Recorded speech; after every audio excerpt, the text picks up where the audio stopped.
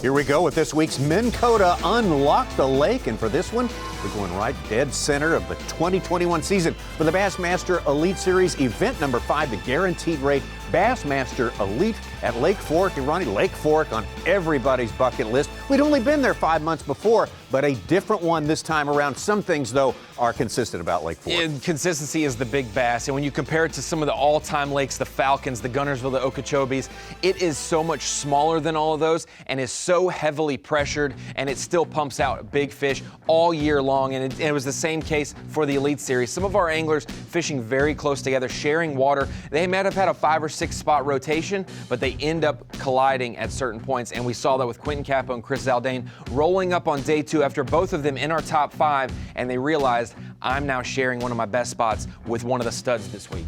Yeah, both of our anglers there, Quentin Capo having his best tournament ever with a Bassmaster Elite Series, not too far from Chris Zaldain. Both of them had a lot of in common as the way they wanted things to progress conditions-wise. They both wanted wind, for instance. Yeah, they wanted wind, and they had similar areas. They rotated different spots, but it was those shallow clay points. They had some, obviously, wood, but a lot of gizzard shad, bigger forage, and we noticed that in their bait selection. A big walking topwater for Quentin Capo came in clutch every single afternoon. Meanwhile, he would start his mornings with that big 4.0 Strike King square bill, and he really was our one mainstay. Second after day 1, second after day 2, second after day 3, and he only dropped off to third at the end of day 4. But his big disappointment just ounces away from joining the Century Club. Something that you don't always have a shot to do, and he obviously had the opportunity this week, 10 ounces short. And a guy who was always swinging in these big heavyweight events, Chris Zaldain, really fishing the way he likes to fish. Big swim baits, and normally we see guys throw big swim baits when they're going for it, trying to get a big victory, but he was doing that just to catch a 5-fish limit because Fork puts out giant ones. Giant, big one. Oh, that's a big one. Stay on there. Gosh, stay on there. Feels so heavy, dude. Oh, she's heavy. Oh, she's hooked in the top. Ah! Woo! Yeah! Woo-hoo-hoo! Almost 7. 614. Big old fat one, man. Oh my gosh.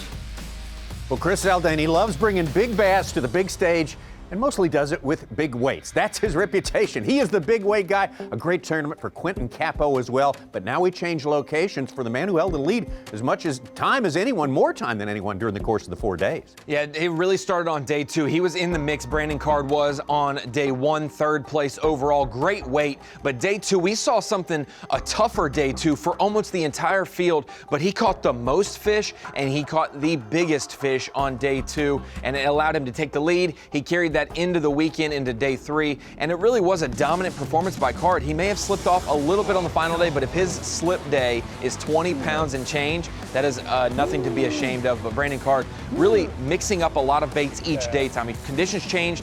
It was a crankbait, it was a swim bait, it was a jerk bait, a hair jig. He really mixed in a lot this week at Fork.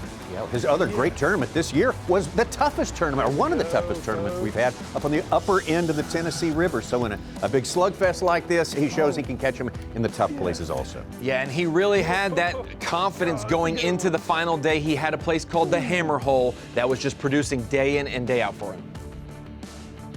Another one. Oh God, another one.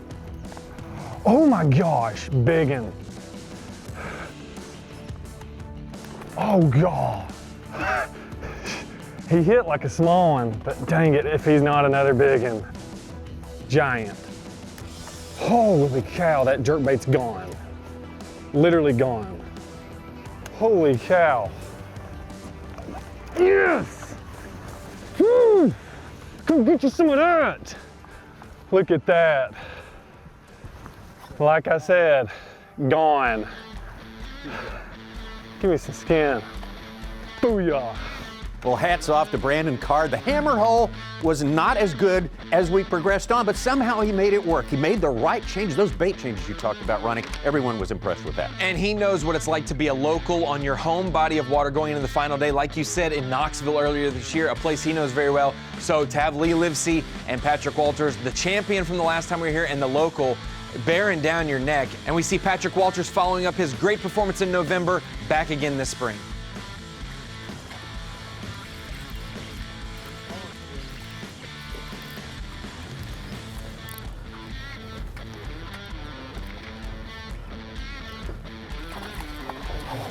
God.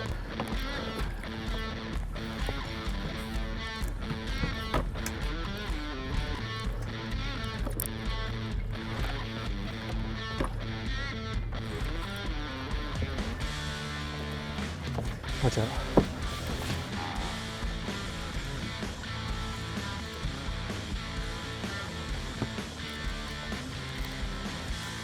Oh. Go to the front, Greg.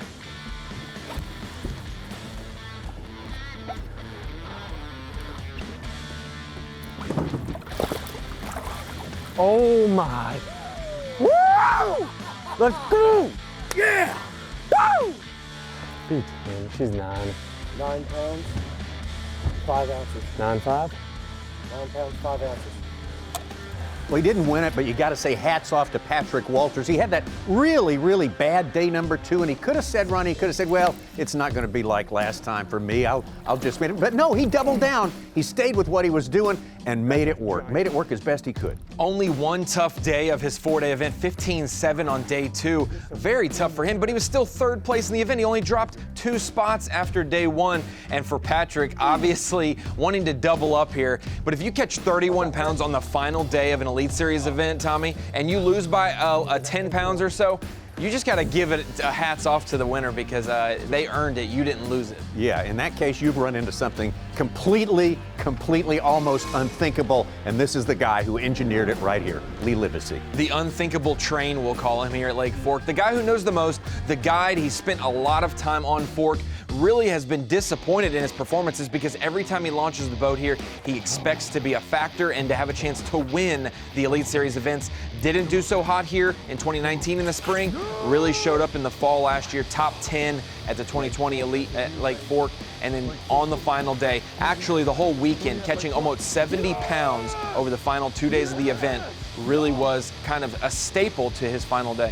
Really just fishing across from Patrick Walters right there, spending so much of his time on that little tiny island in Little Caney there, and that little point running off of it. That was the focus of just one of the greatest 5-fish limits ever in the history of the Bassmaster. I think Livesey's going to remember this every day for the rest of his life, what it was like winning, catching the 3rd biggest limit in Bassmaster 5-fish era history, and we really knew it was going to be a special day, Tommy, when he catches a 9-pounder on topwater to kick it off. There he is. Look like a good one. Oh my gosh, what a fish. I have 2 of them. Stay on. Oh, no. We'll get right where you're at, Holly.